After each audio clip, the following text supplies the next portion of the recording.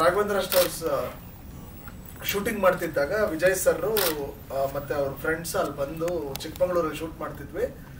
So ಈ ತರ ಯುವ ಲಾಂಚ್ ಮಾಡ್ಬೇಕು ನಾವೇ ಅಂತ ಹೇಳಿದ್ರು. ಅಶ್ವಿನಿ ಮೇಡಮ್ ಫೋನ್ ಮಾಡಿ ಹೇಳಿದ್ದಾರೆ. ಅಪ್ಪು ಸರ್ ಇದ್ದಾಗಲೂ ನನ್ನ ಮುಂದೆ ಒಂದ್ಸತಿ ಹೇಳಿದ್ರು ಅದನ್ನ. ಸೊ ಈಗ ಅದೊಂದು ನಾನು ಮುಂದೆ ಯಾವುದೋ ಬೇರೆ ಲೈನಪ್ಸ್ ಅಲ್ಲಿ ಇದ್ದೆ ಸರಿ ಅಂದ್ಬಿಟ್ಟು ಕಲೆಕ್ಟಿವ್ ಆಗಿ ಎಲ್ಲರೂ took it as A responsibility. ಮಾಡಬೇಕು ಈ ಪಿಕ್ಚರ್ ಚೆನ್ನಾಗಿ ಮಾಡಬೇಕು. ಫಸ್ಟ್ ಟೈಮ್ ಗುರುನು ಬರ್ತಾ ಇರೋದ್ರಿಂದ, ಆಮೇಲೆ ಹಿಂದಿನ ಸಿನಿಮಾ ಅವರು ಪ್ಲಾನ್ಸ್ ಎಲ್ಲ ಮಾಡಿ ಟೀಸರ್ ಮಾಡಿ ಅದ್ರದ್ದು ಸಾರೋ ಹೋದ್ಮೇಲೆ ಅದ್ರದ್ದು ಏನೋ ಡಿಫ್ರೆನ್ಸಸ್ ಆಗಿ ಸೊ ತುಂಬಾ ಡಿಲೇ ಆಗ್ಬಿಟ್ಟಿತ್ತು. ಗುರು ಎಂಟ್ರಿ ಆಗ್ಬೇಕಿತ್ತು, ಡಿಲೇ ಆಗ್ಬಿಟ್ಟಿತ್ತು. ಇನ್ನು ಡಿಲೇ ಆಗೋದು ಚೆನ್ನಾಗಿರಲ್ಲ, ಸಾರು ಇಲ್ಲ ಅಂದ್ಬಿಟ್ಟು ಎಲ್ಲರೂ we took a call and scripting start ಆಯಿತು.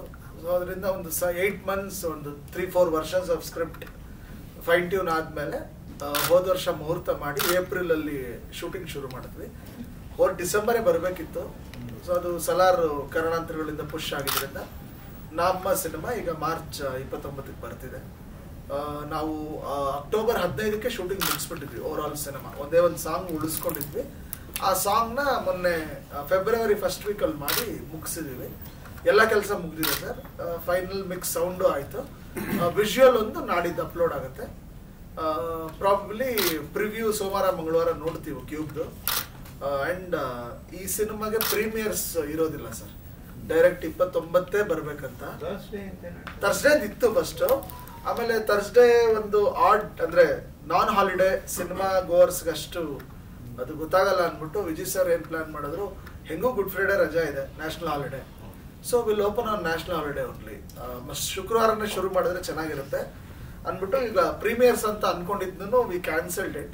ಸೊ ಶುಕ್ರವಾರ ಬೆಳಿಗ್ಗೆ ಮಾರ್ನಿಂಗ್ ಶೋ ಇಂದ ಸಿನಿಮಾ ಶುರು ಆಗುತ್ತೆ. ಫ್ಯಾನ್ ಶೋ ಅಂತ ಅರ್ಲಿ ಮಾರ್ನಿಂಗ್ ಆ ಥರದ್ದೇನೆ ಅದು ಗೊತ್ತಿಲ್ಲ ಸರ್. ಅದೊಂದು ಈಗ ಥಿಯೇಟರ್ ಡಿಮ್ಯಾಂಡ್ ಮೇಲೆ ಹೇಳ್ತಿದ್ದಾರೆ. ಬಟ್ ಪ್ರೊಡ್ಯೂಸರ್ ಕಾಲ್ ಏನಂದ್ರೆ 8 ಗಂಟೆ ನಂತರ ಶುರು ಆಗಲಿ ಅನ್ನೋದು ಅವ್ರ ಕಾಲ್ ಇದೆ. ಹಿಂದಿನ ದಿನದಂತೂ ಕ್ಯಾನ್ಸಲ್ ಆಗಿದೆ. 29 ಬೆಳಿಗ್ಗೆದು ಪ್ರಾಬಬ್ಲಿ ಮುಂದಿನ ಸೋಮವಾರ ಮಂಗಳವಾರದಾಗ ಒಂದು ಕ್ಲಾರಿಟಿ ಬರ್ಬೋದು ಸರ್. ಆ್ಯಕ್ಚುಲಿ ಫಸ್ಟ್ ಸಿನಿಮಾ ಆಗಿರೋದ್ರಿಂದ ಯೂಶಲ್ ಆಗಿ ಏನಾದ್ರು ಒಂದು ಕಂಟೆಂಟ್ ಸ್ಟ್ರಾಂಗ್ ಆಗಿ ಅಂದರೆ ಇಂಟ್ರೊಡಕ್ಷನ್ಗೆ ಒಬ್ಬ ಹೀರೋ ಇಂಟ್ರೊಡಕ್ಷನ್ಗೆ ಏನಾದ್ರು ಒಂದು ಸ್ಟ್ರಾಂಗ್ ಕಂಟೆಂಟ್ ಬೇಕಿರುತ್ತೆ. ಅಂದರೆ ಈಗ ರಿಲೆವೆಂಟ್ ನಡೀತಾ ಇರೋದ ಸಮಾಜದಲ್ಲಿ ನಡೀತಾ ಇರೋ ಇಶ್ಯೂಸ್ ಆಗಿರ್ಬೋದು. ಹೌದು ಆ ಥರದ್ದು ಹೌದು. ಸಿನಿಮಾದಲ್ಲಿ ಏನಿದೆ ನಾಳೆ ಟ್ರೈಲರ್ ಅಲ್ಲಿ ಅದನ್ನ ನೀವು ನೋಡ್ತೀರಾ. ಅಂದ್ರೆ ಒಂದು ಯೂತ್ ಹೊಡೆದಾಟ ಏನು, ಆಫ್ಟರ್ ಕಾಲೇಜ್ ಬದುಕಿನ ಜೊತೆ ಹೆಂಗಿರುತ್ತೆ ಹೊಡೆದಾಟ, ಮತ್ತು ಗುರು ಒಂದು ಸೆಕೆಂಡ್ ಹಾಫ್ ನಲ್ಲಿ ಡೆಲಿವರಿ ಬಾಯ್ ಆಗಿ ಪ್ರೆಸೆಂಟ್ ಮಾಡಿದೀವಿ. So delivery boys is a biggest network in the city or in the country today.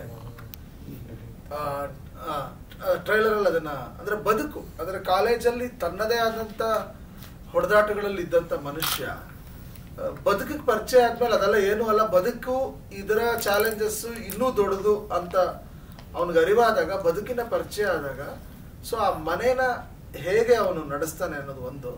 ಎರಡನೇದು ಫಾದರು ಮತ್ತೆ ಮಗ, ಹೀರೋ ಮತ್ತೆ ಫಾದರ್ ಮತ್ತೆ ಕಾನ್ಫ್ಲಿಕ್ಟ್ ಇರುತ್ತೆ. ಇಡೀ cinema it's father sun conflict.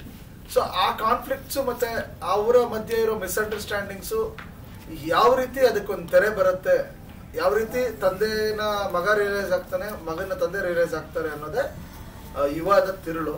So ಅದು ನಾಳೆ ಟ್ರೈಲರ್ ಅಲ್ಲಿ ಅದನ್ನ ತುಂಬಾ ನೀಟಾಗಿ ಅದನ್ನ ಕಂಟೆಂಟ್ ನ ಪ್ರೆಸೆಂಟ್ ಮಾಡಿದೀವಿ. So very relevant to the existing youth, students and families. ಇದು after college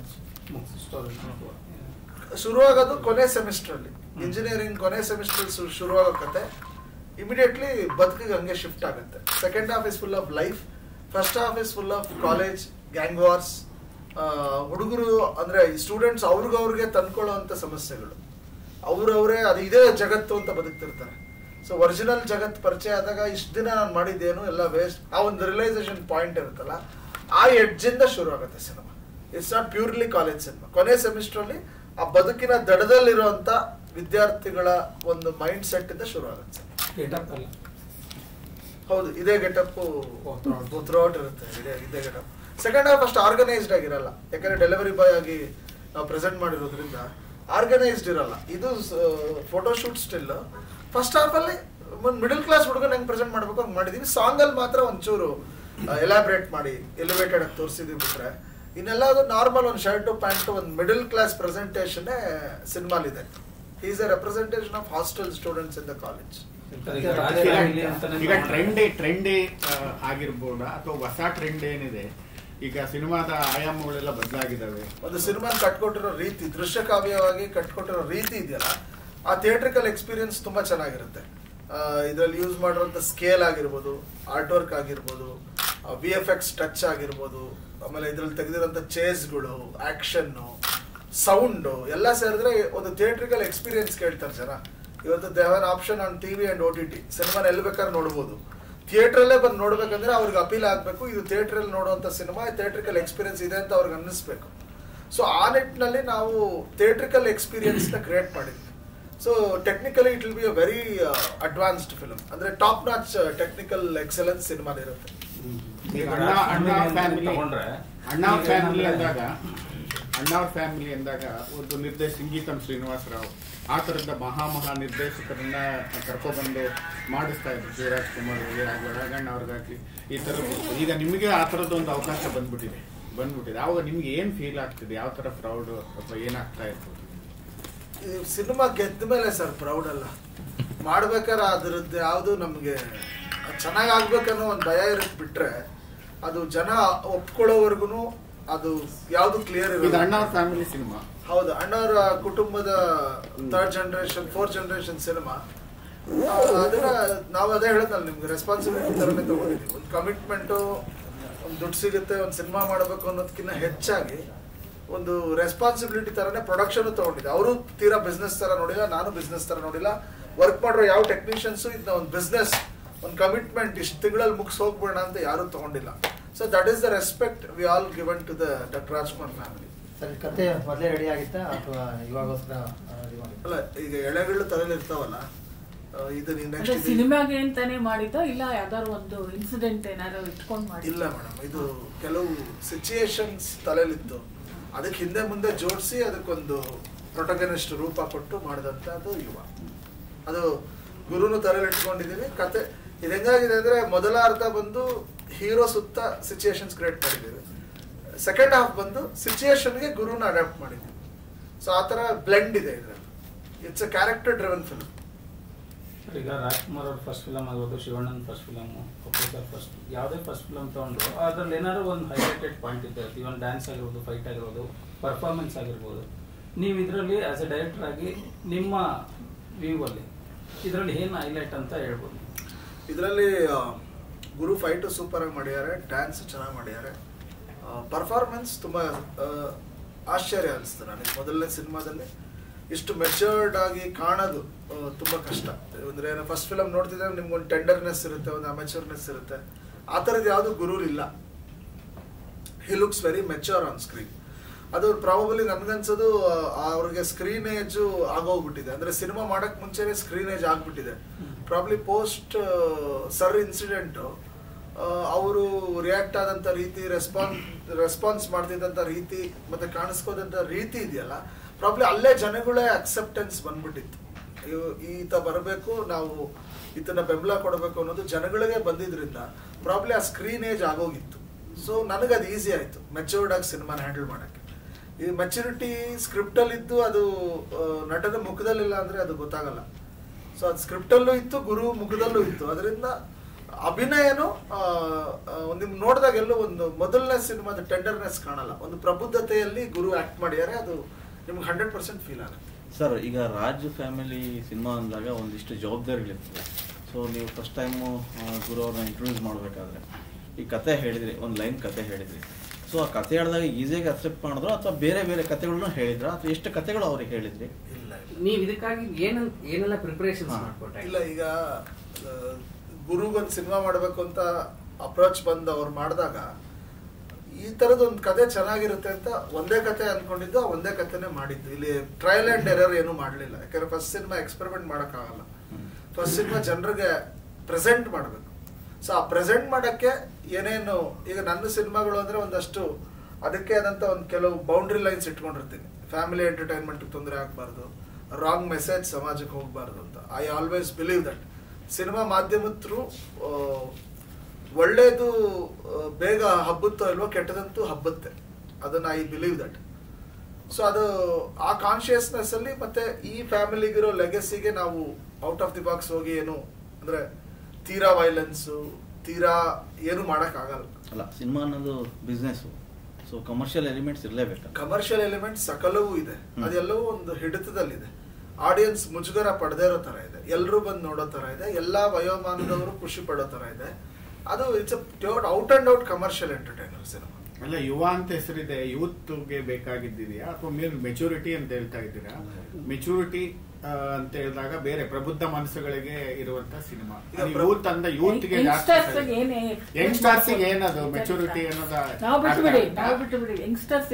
ಯಂಗ್ಸ್ಟರ್ಸ್ಗೆ after college maturity ಬರಲೇಬೇಕಲ್ಲ, ಇಲ್ಲ ಲೈಫ್ ಹೆಂಗ್ ಲೀಡ್ ಮಾಡ್ತಾರೆ? ಆಫ್ಟರ್ ಕಾಲೇಜ್ ಎಲ್ಲ ಬದುಕು ನಡೆಸಿದ ಮೇಲೂ ತುಂಬಾ ಜನಕ್ಕೆ ಬರಲ್ಲ ಅದು. ಹೌದು, ಅವ್ರ ಕ್ಯಾಟಗರಿ ನಾವು ಹೀರೋನ್ ಇಟ್ಟಿಲ್ಲ. ನಮ್ಮ ಹೀರೋ ಬಂದು ಬದುಕಿಗೆ ಪರಿಚಯ ಆದಾಗ ಅವನದೇ ಆದಂತ ಮೆಚುರಿಟಿನ, ರಿಯಲೈಸೇಷನ್ಸ್ ನ ಪಡ್ಕೊಂಡು ಹೋಗುವಂತ ಒಂದು ಟ್ರ್ಯಾಕ್. ಸೊ ಯೂತ್ ಅಲ್ಲಿ ಅದು ಇರಲ್ಲ, ಅದು ಮೊದಲಾರ್ಧದಲ್ಲಿ ತೋರಿಸಿರ್ತೀವಿ. ಸೊ ಯೂತ್ ಇಷ್ಟೇ, ಅವ್ರಿಗೇನು ತನ್ನ ಈಗೋ, ತನ್ನ ಗ್ಯಾಂಗು, ತನ್ನ ಬೈಕು ಇಷ್ಟರಲ್ಲೇ ಇರೋ ಒಂದು ಮೆಂಟಾಲಿಟಿ. ಆಫ್ಟರ್ ಕಾಲೇಜ್ ಬದುಕಿಗೆ ಪರಿಚಯ ಆದಾಗ ಅದೆಲ್ಲವೂ ಚೇಂಜ್ ಆಗುತ್ತೆ. ಸೊ ಗ್ರಾಜುಯಲಿ ಆ ಮೆಚುರಿಟಿ, ದುಡಿಮೆ ಅನ್ನೋದು ಶುರು ಆದಾಗ ಎಲ್ರಿಗೂ ಬರುತ್ತೆ. ಆ ತರದೊಂದು ಟಚ್ ನ ಗುರು ಕೊಟ್ಟಿದೀವಿ ಇದ್ರಲ್ಲಿ. ಸರ್, ಅಪ್ಪು ಸರ್ಗೆ ಮತ್ತೆ ಯುವ ಅವ್ರಿಗೆ ಏನಾದ್ರು ಸಿಮಿಲಾರಿಟೀಸ್ ಇದೆ ಸರ್? ಆಕ್ಟರ್ ಯಾವ ತರ? ಆಕ್ಷನ್ ಅಲ್ಲಿ ಇದೆ ಸರ್, ಆಕ್ಷನ್ ಅಲ್ಲಿ ಇದೆ, ಆಕ್ಷನ್ ಅಲ್ಲಿ ಅನ್ಸುತ್ತೆ, ಡ್ಯಾನ್ಸ್ ಅಲ್ಲೂ ಕೆಲವು ಕಡೆ ಅನ್ಸುತ್ತೆ. ಅದ್ ಬಿಟ್ರೆ ಅವ್ರದೇ ಒಂದು ಯುನೀಕ್ ಸ್ಟೈಲ್ ಅಪ್ಪು ಸರ್ದು, ಅದನ್ನ ಇಮಿಟೇಟ್ ಮಾಡೋದು ಕಷ್ಟ. ಆಮೇಲೆ ಇವರು ಇಮಿಟೇಟ್ ಮಾಡಿಲ್ಲ, ಇವ್ರದೇ ಆದಂತ ಇಂಡಿವಿಜುವಲ್ ಸ್ಟೈಲು ತುಂಬಾ ಚೆನ್ನಾಗಿದ್ದರಿಂದ ನಾನು ಅದನ್ನ ಡಿಸ್ಟರ್ಬ್ ಮಾಡಲಿಲ್ಲ. So he has that individuality. ಆ ಒಂದು ಸ್ವಂತಿಕೆಲೆ ಇದ್ರೆ ಚೆನ್ನಾಗಿರುತ್ತೆ, ಯಾಕಂದ್ರೆ ಶೇಡ್ಸ್ ಬರ್ಬೋದು. ನೀವು ನೋಡುವಾಗ ನಿಮ್ಗೆ ಫೈಟ್ ಮಾಡುವಾಗ ಅಪ್ಪು ಸರ್ ಜ್ಞಾಪಕ ಆಗ್ಬೋದು, ಇನ್ನೊಂದು ನಡ್ಕೊಂಡು ಹೋಗ್ಬೇಕಾದ್ರೆ ಶಿವಣ್ಣ ಜ್ಞಾಪಕ ಆಗ್ಬೋದು. ಅದು ನಾವು ಅವ್ರಗಳನ್ನ ನೋಡಿರೋದು, ಮತ್ತೆ ಎಲ್ಲೋ ಒಂದ್ ಕಡೆ ಅವ್ರಗಳನ್ನ ಗುರು ಹುಡ್ಕಕ್ ಹೋದಾಗ ಅವೆಲ್ಲ ಸಾಧ್ಯ ಆಗ್ಬಹುದು. ಬಟ್ ಇಂಡಿವಿಜುವಾಲಿಟಿ ಗುರು ಬಿಟ್ಟಿಲ್ಲ. ನೀವು ನೋಡಿದಾಗ ಒಂದು ಸ್ವಂತಿಕೆ ಇರುತ್ತೆ, ಯಾರ್ದು ಇಮಿಟೇಷನ್ ಇರೋದು. ಸರ್, ರಾಜ್ಕುಮಾರ್ ಫ್ಯಾಮಿಲಿ ವೆಹಿಕಲ್ಸ್ ಎಲ್ಲ ಆಲ್ಮೋಸ್ಟ್ 144 ನಂಬರ್, ಇಲ್ಲಿ 144. ಅದು ಬೇಕಂತಾನೆ, ಇಟ್ಸ್ ಅನ್ ಇಂಟೆನ್ಷನಲ್ ಥಿಂಗ್. ಅಂದ್ರೆ ಅದೊಂದು ಕೆಲವುದು ಈ ಫ್ಯಾನ್ಸ್ ಲೆವೆಲ್ ಕನೆಕ್ಷನ್ ಅಂತ ಇರುತ್ತೆ. ಆ ಗಾಡಿ ನಂಬರ್ ಎಲ್ಲ ಕಡೆ ನೋಡಿರ್ತಾರಲ್ಲ, ಅದು ಇಲ್ಲಿ ಹಾಕಿದಾಗ ಒಂದು ಸರ್ಟನ್ ಇಂಟ್ರೆಸ್ಟ್ ಕ್ರಿಯೇಟ್ ಆಗುತ್ತೆ. ಸೊ ಈಗ ಸೆಲ್ಯುಲಾರ್ಡಲ್ಲಿ ಒಂದು ಇಂಟ್ರೆಸ್ಟ್ ಕ್ರಿಯೇಟ್ ಮಾಡ್ಬೇಕು, ಆಡಿಯನ್ಸ್ನ ಗ್ರಿಪ್ಪಲ್ಲೇ ಇಟ್ಕೊಂಡು ಹೋಗ್ಬೇಕು. ಸೊ ಆ ಥರದ್ರಲ್ಲಿ ಒಂದು ಅಂಶ, ಒಂದು ಶಾರ್ಟ್ ಬಿದ್ರೆ ಸಡನ್ ಒಂದು ಮೆಮೊರಿ ಹೋಗ್ತೀರಾ ಆ ಕಾರ್ ನಂಬರ್ ಅಂತ ಅನ್ಸುತ್ತೆ. ಒಂದು ಇಂಟ್ರೆಸ್ಟ್ ಕ್ರಿಯೇಟ್ ಆಗ್ಲಿ ಅಂತ. ಇಲ್ಲಿ ರಾಜ್ಕುಮಾರ್ ಅವ್ರನ್ನ ಪುನೀತ್ ಅವ್ರನ್ನ ಏನೋ ತಂದಿಲ್ವಾ? ಅಂದ್ರೆ ರಾಜ್ಕುಮಾರ್ ಯಾರು ಬರಲ್ವಾ ಈ ಫಿಲ್ಮ್ ಅಲ್ಲಿ? ಯಾರು ಬರಲ್ಲ. ಸೀನ್ ಆಗ್ಲಿ, ಡೈಲಾಗ್ಸ್ ಆಗ್ಲಿ, ಆ ತರದ್ದು ಯಾವ್ದು ರೆಫರೆನ್ಸ್ಗಳು ಒಂದ್ ಎರಡು ಕಡೆ ಇದಾವೆ, but it is not direct reference. ಅಂದ್ರೆ ಈಗ ಅವರು ಸಮಾಜಕ್ಕೆ ಕೊಟ್ಟಿರೋ ಕೊಡುಗೆಗಳಿದೆಯಲ್ಲ ಅಪ್ಪು ಸರ್, ಆ ಒಂದು ವ್ಯಕ್ತಿತ್ವದ ಮೇಲೆ ರೆಫರೆನ್ಸ್ ಇದೆ, ವ್ಯಕ್ತಿ ಮೇಲೆ ರೆಫರೆನ್ಸ್ ಇಲ್ಲ. ಆ ವ್ಯಕ್ತಿತ್ವದ ರೆಫರೆನ್ಸ್ ಒಂದ್ ಎರಡು ಕಡೆ ಬರುತ್ತೆ, ಬಟ್ ಅವ್ರನ್ನ ಎಲ್ಲೂ ಯಾರನ್ನೂ ನಾವು ತೆರೆ ಮೇಲೆ ತಂದಿಲ್ಲ. ನೀವೊಬ್ಬ ಡೈರೆಕ್ಟರ್ ಆಗಿ ಇವ್ರು ಆಕ್ಟ್ ಮಾಡ್ಬೇಕಾದ್ರೆ ನಿಮ್ಗೆ ಇವ್ರ ಫ್ಯಾಮಿಲಿಯಲ್ಲೆಲ್ಲ ಆಕ್ಟರ್ಗಳು ಅಷ್ಟೊಂದು ಜನ ಇದ್ದಾರೆ, ಯಾರು ಜ್ಞಾಪಕ ಬಂತು ನಿಮ್ಗೆ? ಕಣ್ಣು ನೋಡಿದಾಗ ಸ್ವಲ್ಪ ಶಿವಣ್ಣ ಅನಿಸ್ತು ನನಗೆ, ಆ ಇಂಟೆನ್ಸಿಟಿಗೆ. ಅದ್ ಬಿಟ್ರೆ ಯಾರು ಇವ್ರು ಈ ಫ್ಯಾಮಿಲಿಲಿರೋ ಯಾವ ಆಕ್ಟರ್ ತರನೂ ಇಲ್ಲ. ಗುರುಗೇನೋ ನನಗೇನೋ ಬೇರೆನೆ ಅನಿಸ್ತು. ಈಗ ನೀವು ನೋಡಿದ್ರೆ ಒಂದ್ ಸಣ್ಣದಾಗಿ ಈಗ ಶಿವಣ್ಣ ಬಂದ್ಮೇಲೆ ಅಪ್ಪು ಸರ್ ಬಂದ್ರೆ, ಅಪ್ಪು ಸರ್ ಬಂದಾಗ ಒಂದ್ ಸ್ವಲ್ಪ ಎಲ್ಲೋ ಒಂದ್ ಕಡೆ ಒಂದ್ ಕೆಲವು ಸಾಮ್ಯತೆಗಳು ಕಾಣೋದು ಶಿವಣ್ಣಂಗೂ ಅಪ್ಪು ಸರ್ಗೂ. ಬಟ್ ಇವ್ರಿಗೆ ಆ ಥರದ್ದು ಯಾವುದೂ ಇಲ್ಲ. ಇದು ಯಾವುದೋ ಒಂದು ಸ್ವಲ್ಪ ಸಪ್ರೇಟ್ ಟ್ರ್ಯಾಕ್ ಅನಿಸ್ತು. ಸೊ ಒಂದು ಹ್ಯಾಸ್ ದಟ್ ಸ್ವಂತಿಕೆ, ಪ್ರಾಬಬ್ಲಿ ಅದು ಜನಕ್ಕೆ ಅದು ತುಂಬಾ ಇಷ್ಟ ಆಗುತ್ತೆ. ಆಮೇಲೆ ಲುಕ್ಕೇನೆ ನೋಡಿ, ಮೀಸೆಗಡ್ಡ ಲುಕ್, ದೊಡ್ಡ ಮನೇಲಿ ಯಾರು ಆ ಥರ ಬರಲ್ಲ, ಎಲ್ಲ ಒಂದು ಕ್ಲೀನ್ ಶೇವಲ್ಲಿ ಬಂದವರು. ಪ್ರಾಬಬ್ಲಿ ಲಾಂಗ್ ಹೇರ್ ಮೀಸೆಗಡ್ಡ ಸ್ವಲ್ಪ ಹೊಸದು ಅನ್ಸುತ್ತೆ. ಆಮೇಲೆ ಟ್ರೆಂಡು ಇವಾಗ ನಡೀತಾ ಇದೆ, ಹುಡುಗರಿಗೆ ಅದೊಂದು ಇಷ್ಟ, ಆ ಥರ ರಗಡಾಗಿ ನೋಡೋದು. ಪ್ರಾಬಬ್ಲಿ ಅದು ಗುರು ಪ್ಲಸ್ ಆಗುತ್ತೆ ಅನ್ಸುತ್ತೆ. ಫಸ್ಟ್ ಹಾಫ್ ಅಲ್ಲಿ ಹೇಗೆ ಇರ್ತಾರೆ ಕಾಲೇಜ್? ಹಾ, ನೀವ್ ಹೇಳ್ಬೇಕೀಗ. ಏನಾದ್ರು ಕ್ವೆಶ್ಚನ್ ಅಂದ್ರೆ ಜನರಲ್ ಆಗಿ ನಾನು ಸಿನಿಮಾಗೆ ಬರ್ಬೇಕು ಅನ್ಕೊಂಡಾಗಿಂದಾನು ನಾನು ಪ್ರಿಪರೇಷನ್ ಶುರು ಮಾಡಿದ್ದೆ. ಈ ಸಿನಿಮಾ ನನ್ಗೆ ಏನ್ ಹೆಲ್ಪ್ ಆಯ್ತು ಅಂದ್ರೆ, ಸ್ಕ್ರಿಪ್ಟಿಂಗ್ ನಾವು ಶುರು ಮಾಡಿದ್ದೆ 2022 ಅಲ್ಲಿ, ಸುಮಾರು 8 ತಿಂಗಳು. ಅಂಡ್ 8 ತಿಂಗಳು ನಾನು ಇಡೀ ಟೀಮ್ ಜೊತೆ ನನ್ಗೆ ಬೆರೆಯಕ್ಕೆ ಸಿಕ್ತು. ಸೊ ಸ್ಕ್ರಿಪ್ಟ್ ಡೆವಲಪ್ ಆದಂಗೆ ನನ್ಗೂ ಅಲ್ಲಲ್ಲಿ ಕ್ಯಾರೆಕ್ಟರ್ ಬಗ್ಗೆ ಅರ್ಥ ಆಗೋ ಚಾನ್ಸ್ ಸಿಕ್ತು. ಅಂಡ್ ಸೀನ್ಸ್ ಡೆವಲಪ್ ಆಗಿ ಡೈಲಾಗ್ಸ್ ಡೆವಲಪ್ ಆದಾಗ ಅಲ್ಲಲ್ಲೇ ಪ್ರಾಕ್ಟೀಸ್ ಮಾಡೋಕ್ಕೂ ಶುರು ಮಾಡಿದ್ವಿ. ಯಾಕಂದ್ರೆ ನಾನು ಫಸ್ಟ್ ಟೈಮ್ ಕ್ಯಾಮ್ರಾ ಫೇಸ್ ಮಾಡ್ತಿರೋದು. ಸೊ ಸರ್ ಮತ್ತೆ ಇಡೀ ಟೀಮ್ ಅಲ್ಲಿ ಗೌತಮ್, ಅರುಣ್ ಅವರೆಲ್ಲ ಇದ್ರು. ನಂದು ಎಲ್ಲ ಸೀನ್ಸ್ನು ರೆಕಾರ್ಡ್ ಮಾಡಿ ಎಕ್ಸ್ಪ್ರೆಷನ್ಸ್ ಯಾವ ತರ ಇರಬೇಕು, ಕ್ಯಾರೆಕ್ಟರ್ಗೆ ಸೂಟ್ ಆಗ್ತಿದ್ಯಾ, ಜಾಸ್ತಿ ಇದೆಯಾ, ಕಮ್ಮಿ ಮಾಡ್ಬೇಕಾ, ಇಂಟೆನ್ಸಿಟಿ ಬರ್ಬೇಕಾ, ಸೊ ಆ ಎಲ್ಲ ವಿಚಾರಗಳನ್ನು ಫಸ್ಟ್ ಇಂದಾನೆ ಪ್ರಾಕ್ಟೀಸ್ ಮಾಡ್ಕೊಂಡ್ವಿ. ಅಂಡ್ ಆಕ್ಷನ್ ಬ್ಲಾಗ್ಸ್ ನಮಗೆ ಡಿಸೈನ್ ಆಗಿತ್ತು, ಯಾವ ಪಾರ್ಟ್ ಅಲ್ಲಿ ಬರಬೇಕು, ಯಾವ ಸ್ಟೈಲಿಂಗ್ ಇರಬೇಕು ಅಂತ. ಸೊ ಅದ್ರ ತಕ್ಕಂಗೂ ನಾನು ಪ್ರಿಪರೇಷನ್ ಮಾಡ್ತೇನೆ. ಫಸ್ಟ್ ಮಾಡಿದ್ ನೀವು action block, song, scene? First shoot ನಾವು ಶುರು ಮಾಡಿದ್ದೆ ಆಕ್ಷನ್ ಇಂದ. ಆಕ್ಷನ್ ನಂದು ಫಸ್ಟ್ ಶಾರ್ಟ್ ಇದ್ದಿದೆ ನಾನು ಓಡೋ ಶಾರ್ಟ್ ಇಂದಾನೆ ಶುರು ಮಾಡಿದ್ದು. ಅದು ಕ್ಯಾರೆಕ್ಟರ್ಗೆ ಒಳಗಾಗಕ್ಕೆ ಇನ್ನೂ ಈಸಿ ಆಗುತ್ತೆ ಅನ್ಬಿಟ್ಟು ಆಕ್ಷನ್ ಇಂದಾನೆ ಶುರು ಮಾಡಿದೆ. ನಿಮ್ ಫ್ಯಾಮಿಲಿ ಈಗ ರಶಸ್ ಯಾರು ನೋಡಿದ್ದಾರೆ ಈ cinema?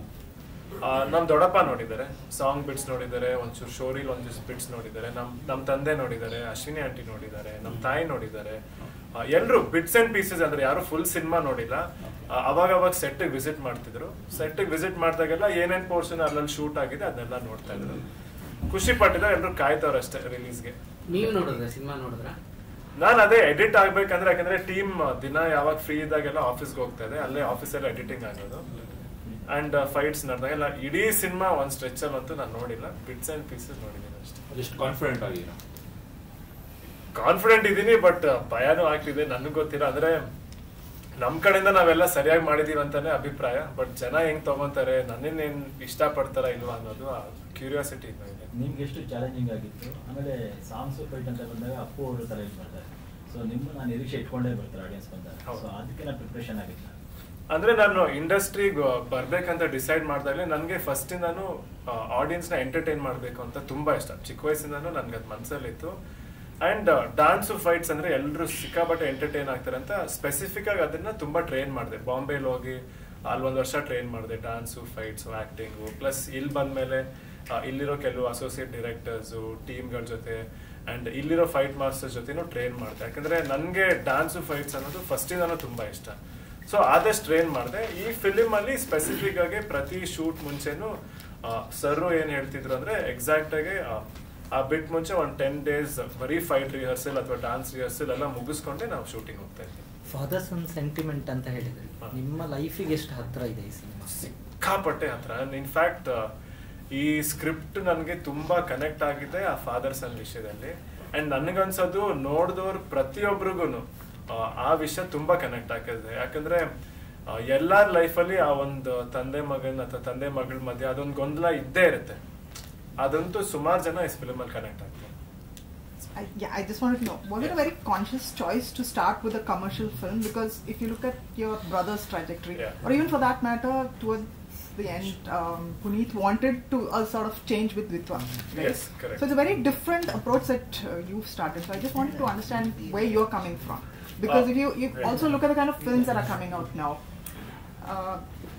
commercial cinema is not really what people are looking for. Okay, the theatrical experience is there, it works a couple of days, but after that, they're looking for something different.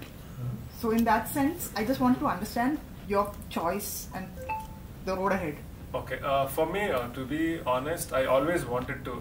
English al matradre okay? You can continue in Kannada also. Kannada okay. Just that I am not very Kannada. Sorry, no, because I thought English papers. No, it's fine.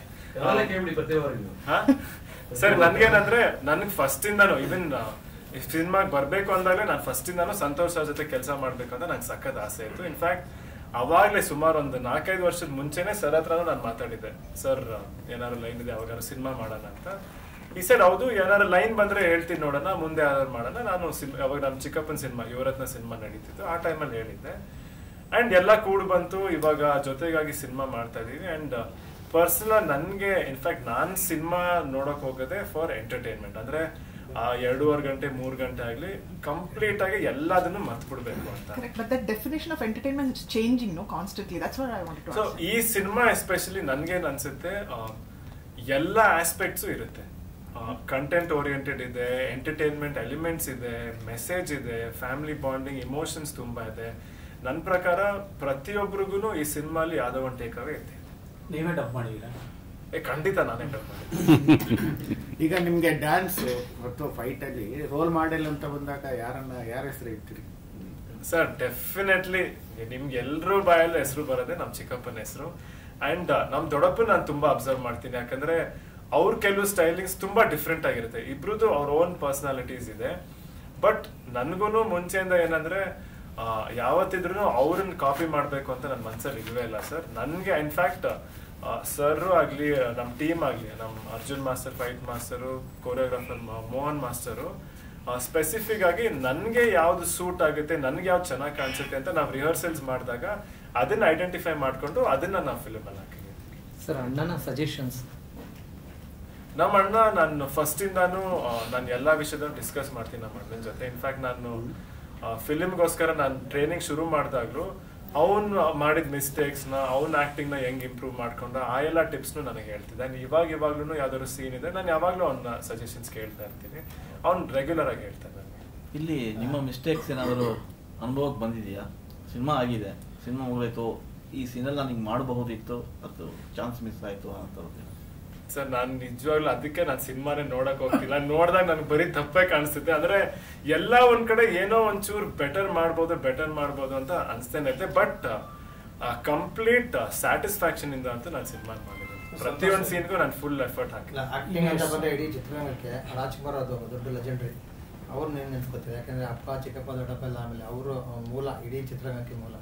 ಅವ್ರ ಬಗ್ಗೆ Rajkumar sir ಅವ್ರ ಬಗ್ಗೆ ಏನ್ ಹೇಳ sir, ಅಂದ್ರೆ ಖಂಡಿತವಾಗ್ಲೂ like acting ಆಗ್ಲಿ ಸುಮಾರು ಸತಿನು ನಾವು ಆಫೀಸಲ್ಲೆಲ್ಲ ಕೂತ್ಕೊಂಡಿದ್ದಾಗ ನಮ್ಮ ತಾತನ ಸಿನಿಮಾಗಳು, ನಮ್ ದೊಡ್ಡ ಅಂಡ್ ಪ್ರತಿಯೊಬ್ರು ಸಿನಿಮಾಗಳು ಬೇರೆ ಬೇರೆ. ಯಾಕಂದ್ರೆ ನಮ್ ಸಿನಿಮಾಗೆ ಯಾವ ಸೀನ್ ಏನಾದ್ರು ಹೋಲಿತ್ತಂದ್ರೆ ಆ ಸೀನ್ಸ್ ನ ನೋಡಿ ಅದರಿಂದ ಏನಾದ್ರು ಟೇಕ್ ಅವೇಸ್, ಅವ್ರು ಹೆಂಗ್ ಇಮೋಷನ್ ಕೊಟ್ರು.